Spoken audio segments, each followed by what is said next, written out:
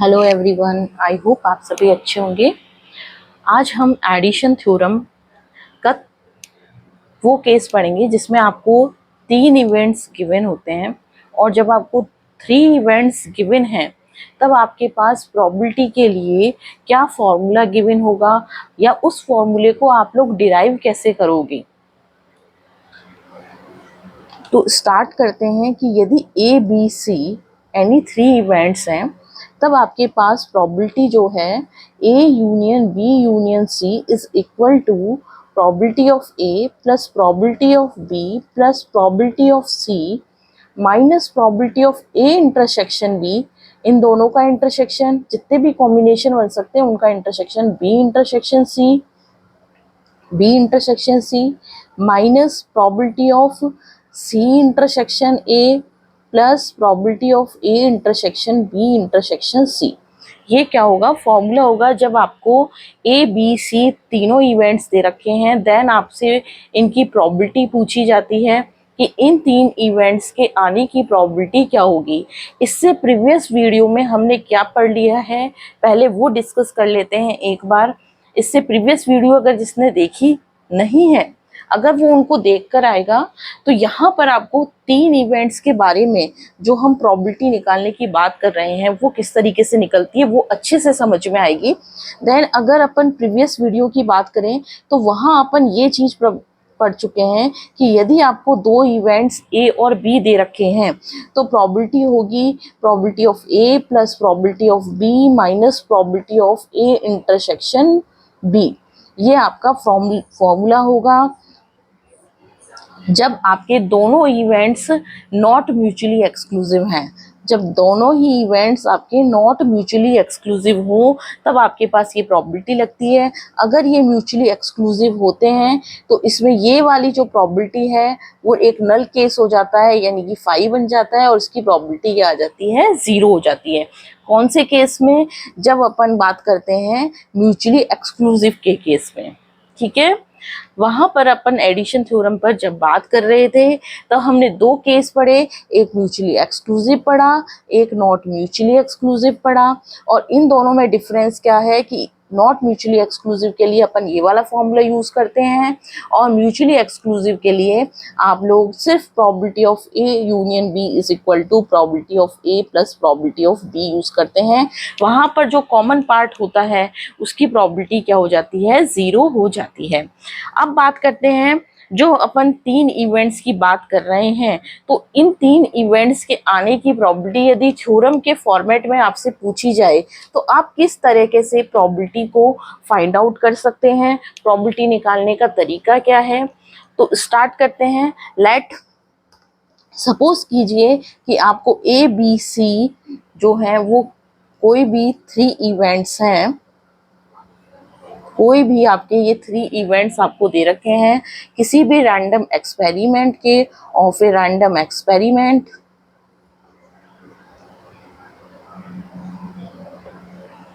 ठीक है, तब हम क्या करेंगे, यदि आपको probability of A union B union C अगर फाइंड आउट करना है, probability of A union B union C अगर आपको फाइंड आउट करना है तो इसमें बी यूनियन सी को मैं क्या मान लूंगी, डी मान लूंगी। बी यूनियन सी को मैं क्या मान लूंगी, डी मान लूंगी। और 2 इवेंट्स कंसीडर करके आप लोग प्रोबेबिलिटी फाइंड आउट करेंगे। ठीक है, किस तरीके से करना है आगे देखिए। Probability of A union B union C का मतलब क्या है कि 3 इवेंट्स, यदि किसी भी क्वेश्चन में 3 इवेंट्स आने की प्रोबेबिलिटी, जैसे यहाँ पर अपने पास जब बात करते थे तो अपन ने ये पूछा कि एक स्पेड आया या आपके पास क्लब आया, स्पेड या क्लब आने की प्रोबेबिलिटी क्या होगी, तो आप लोग ये फॉर्मूला लगा देते थे। क्योंकि स्पेड और क्लब में कोई कॉम्बिनेशन नहीं है तो आप लोग म्यूचुअली एक्सक्लूसिव का केस कंसीडर करके ये वाला फॉर्मूला लगा देते थे।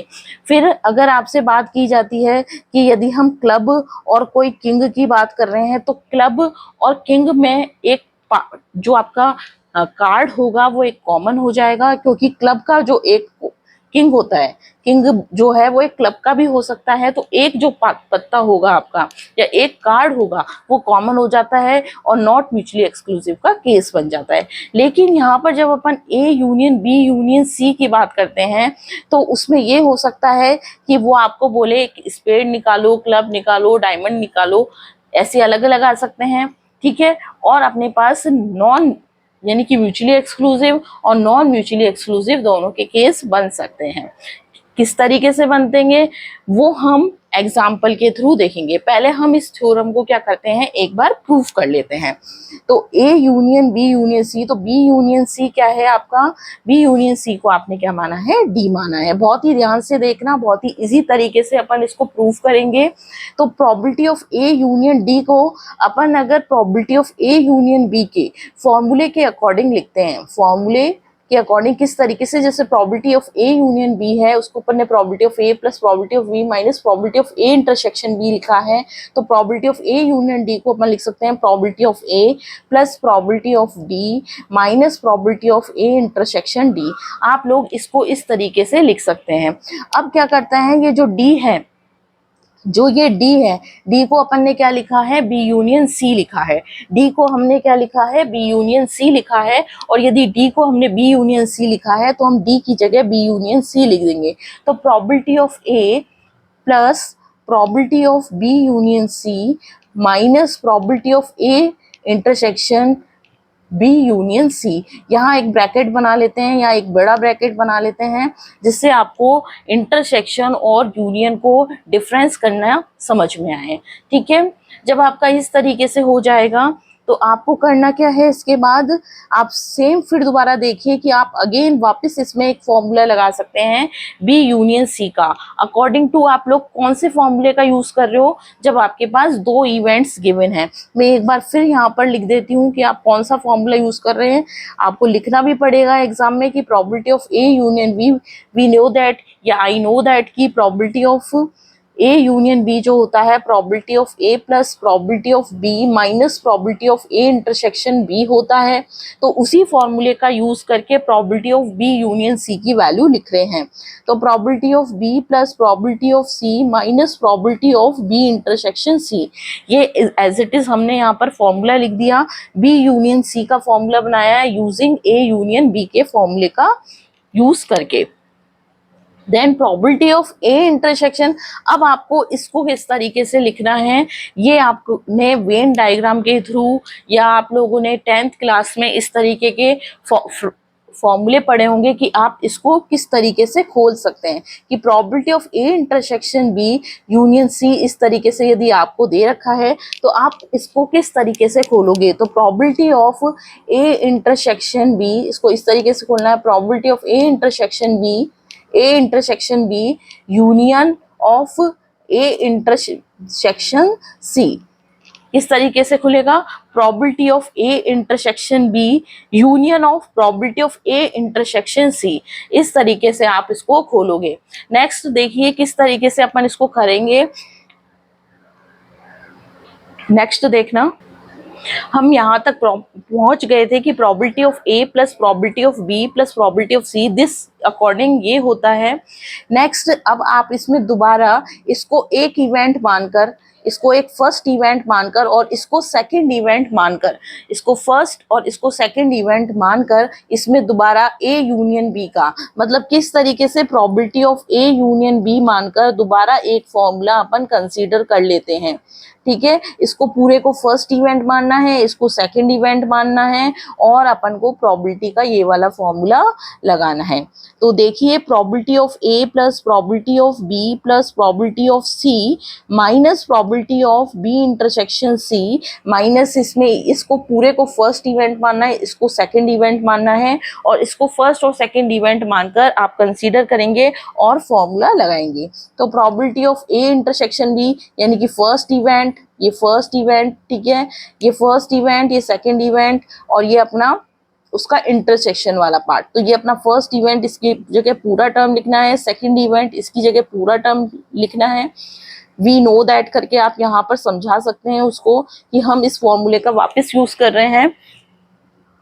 माइनस, ध्यान रखना मैं माइनस क्यों लग रही हूँ, आप लोग ब्रैकेट लगाएंगे तो यहाँ पर देखो माइनस की वैल्यू है, तो माइनस ये पूरे प्लस में होंगे, ये प्लस में होगा, ये प्लस में होगा और ये माइनस में होगा, तो ये वाली टर्म माइनस में आ जाएगी, सेकंड टर्म माइनस में आ जाएगी और थर्ड टर्म जो होगी वो प्लस की बन जाएगी। ठीक है, probability of A intersection C plus probability of A intersection B intersection A intersection C, ये इस तरीके से बन जाएगा। इंटरसेक्शन वाला लिखना था भाई, पूरा इवेंट, ए का इवेंट क्या है, ए पूरी first term and second term और उसका इंटरसेक्शन, ए की first term second term, first term second term और इंटरसेक्शन, और माइनस माइनस प्लस हो गया, यहाँ पर माइनस है तो फर्स्ट टर्म माइनस की, सेकंड टर्म माइनस की, लेकिन थर्ड टर्म प्लस की क्योंकि माइनस बाहर कॉमन है।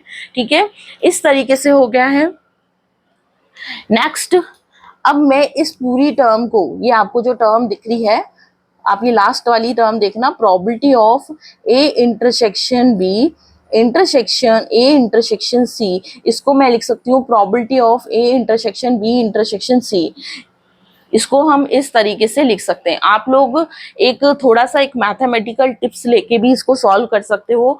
जैसे फॉर एग्जांपल मैं एक थोड़ा सा टिप लेके आपको समझा सकती हूँ कि इस वैल्यू को, इस प्रोबेबिलिटी को आप ऐसे लिख सकते हो। तो किस तरीके से, मान लीजिए सपोज कीजिए कि फर्स्ट इवेंट 1 2 3 4 है ना, और सेकंड इवेंट जो है वो 1 और 2 ले लेते हैं, और थर्ड इवेंट जो है वो 1 2 3 ले लेते हैं। ठीक है, तो देन आपको करना क्या है, मैं इधर इसको LHS मानती हूँ और इसको राइट हैंड साइड मानती हूँ।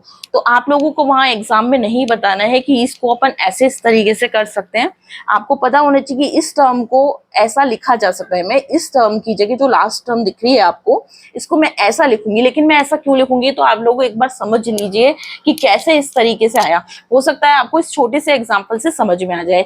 वैसे ये सारे जो फॉर्मूले हैं आप लोगों ने 10th 12th 11th में पढ़ लिए होंगे।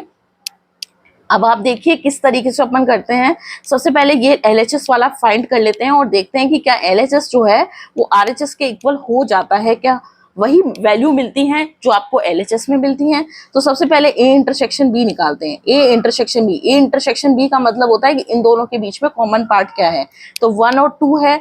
इसी तरीके से A इंटरसेक्शन C निकालते हैं, तो A इंटरसेक्शन C क्या हो जाएगा, ए इंटरसेक्शन है ये, ए इंटरसेक्शन सी क्या हो जाएगा, इन दोनों में कॉमन पार्ट क्या है, 1 2 3 है, 1 2 3 है। तो इन दोनों का भी क्या चाहिए, इंटरसेक्शन चाहिए, इस पार्ट का और इस पार्ट का। ए इंटरसेक्शन बी, इसका इंटरसेक्शन चाहिए ए इंटरसेक्शन सी से। तो इन दोनों में इंटरसेक्शन क्या है, इन दोनों में इंटरसेक्शन है आपका, इंटरसेक्शन मतलब कॉमन पार्ट 1 और 2, इन दोनों में कॉमन पार्ट क्या है, 1 और 2। ठीक है, अब राइट हैंड साइड पे बात करते हैं। A intersection B intersection C, यानी कि इन तीनों में, A intersection B intersection C, इन तीनों में यानी तीनों इवेंट्स में कॉमन पार्ट क्या है, तो 1 और 2 इधर भी दिखाई दे रहे हैं, 1 और 2 इधर भी हैं और 1 और 2 इधर भी हैं, तो 1 और 2। तो अब आपको क्लियरली समझ में आ चुका होगा कि मैं इस टर्म को, जो मैंने लास्ट टर्म लिखी है, इसको मैं इस तरीके से लिख सकती हूँ। फॉर एग्जाम्पल मैंने आपको ऐसे करके बता दिया है।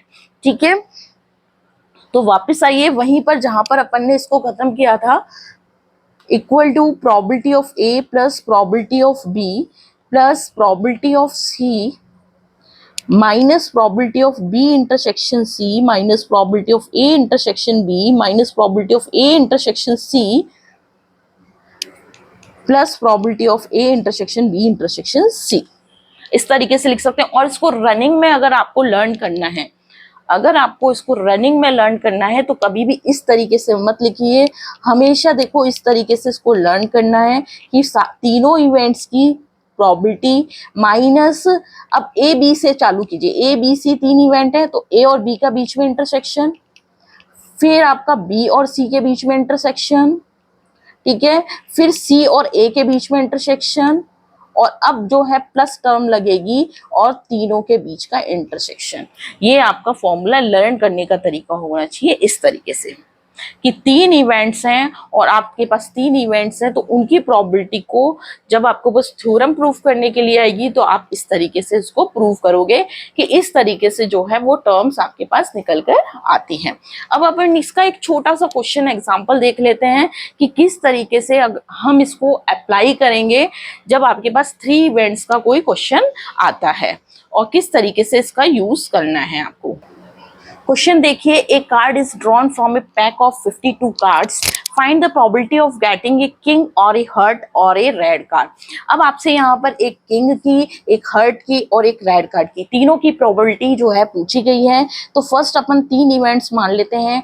मान लीजिए सपोज करिए ए इवेंट को मैंने किंग कार्ड के बारे में मान लिया है। तो हम जानते हैं कि किंग कार्ड जो होता है आपके पास, किंग यानी कि किंग के कार्ड, ठीक है, कितने होते हैं 4, एक स्पेड का, एक डायमंड का, एक हर्ट का और एक क्लब का, हर्ट और क्लब।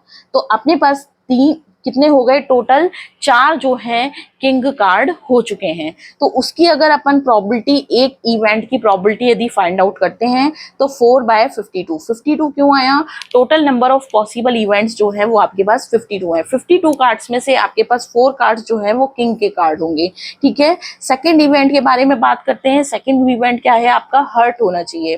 तो हमारे पास हर्ट कार्ड, हर्ट का जो कार्ड है, हर्ट के कार्ड की प्रोबेबिलिटी कितनी होगी। सबसे पहले बात करते हैं कि जो हर्ट कार्ड होते हैं वो आपके पास कितने होते हैं, 13 होते हैं। स्पेड की बात करें वो भी 13, डायमंड, हर्ट, क्लब, तो सारे कितने होते हैं, 13 कार्ड होते हैं। तो 13/52।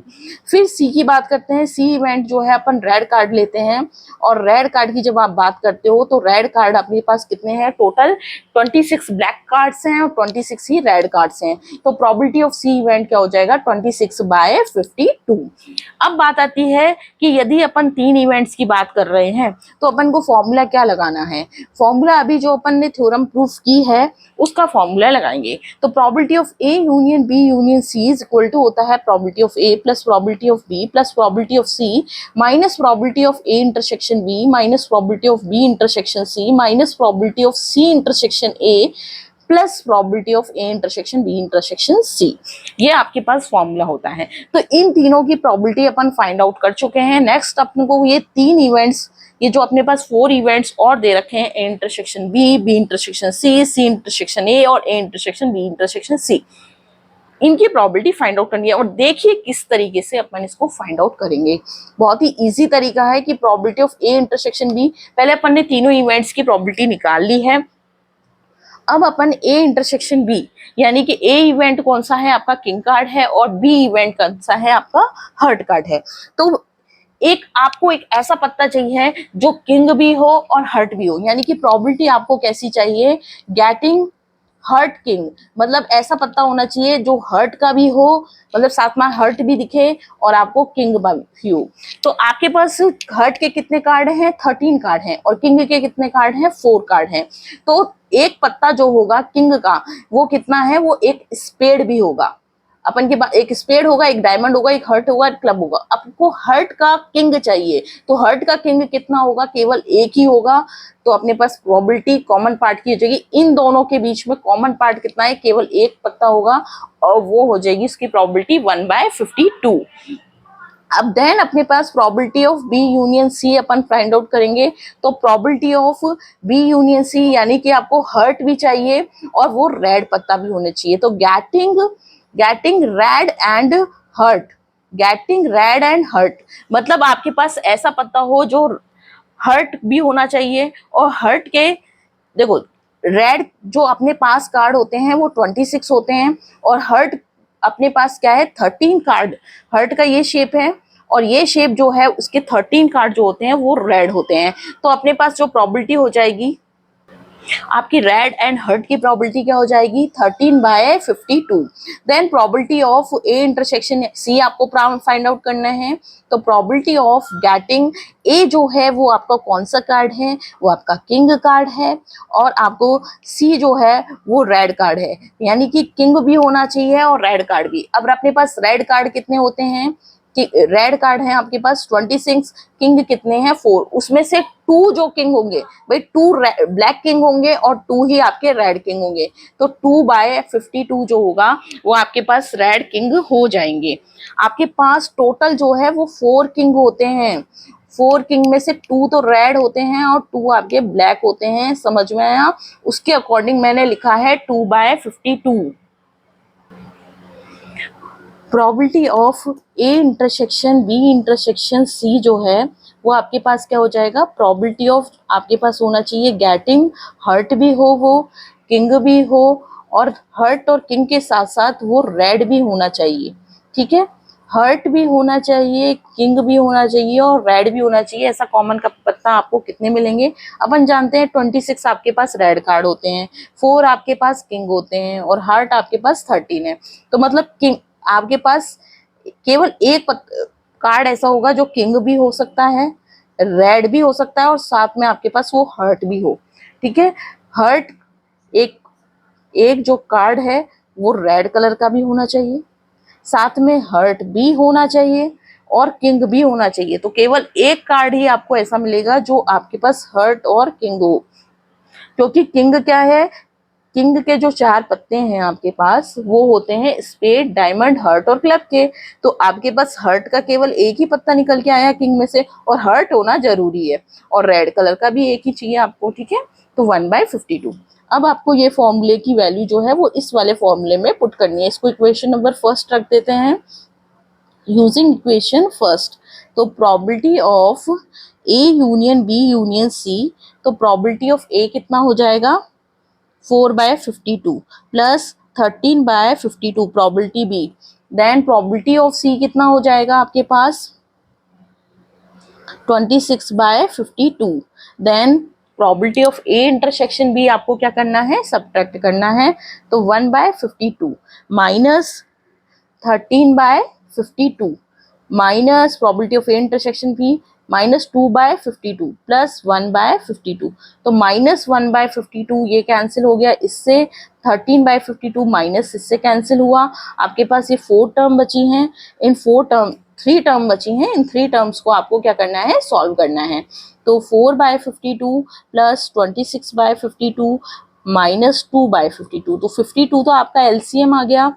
तो 4 प्लस 26 माइनस 2, 26 प्लस 4 कितना आता है 30 माइनस 2, तो 30 माइनस 2 अपॉन 52 यानी कि 28/52, 28/52 को सॉल्व करोगे तो 7/13, 7/13 जो है वो आपका आंसर हो जाएगा, 7/13 आपका आंसर हो जाएगा। 4 7 जा 28, 4 1 जा 4 एंड 4 3 जा 12, तो 7/13 जो है वो आपका आंसर हो जाएगा, ठीक है?